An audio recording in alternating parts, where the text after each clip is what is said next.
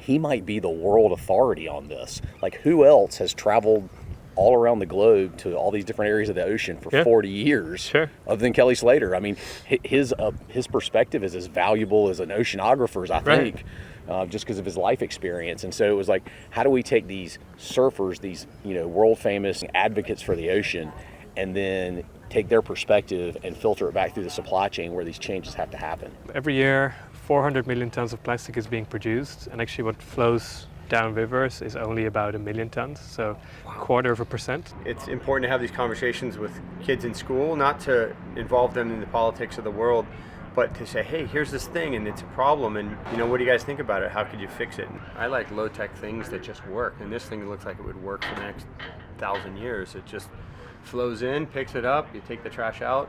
There's not a whole lot to it. We will be adding at least 2 or 3 more, just to have really a toolkit so that we always have the right solution for each river we encounter. Like, this doesn't fit in. So for example, the river we are in Guatemala, this thing would be full within 10 seconds. You can't imagine the amount of trash. It would be impossible to collect it all without just stopping it, making a wall, and then bringing in trucks in.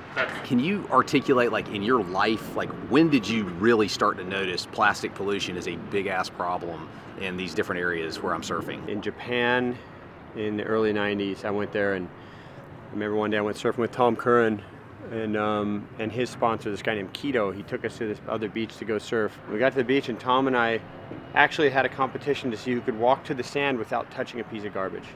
The whole beach was completely littered in plastic jugs. There was so much garbage one time when I was surfing that I thought if I fell, I might breathe in a plastic bag. Long story short, I think that surfers and the surf industry should be leaders in bringing awareness to fast fashion and to waste, specifically from the clothing industry. I think it's an obligation of all of ours.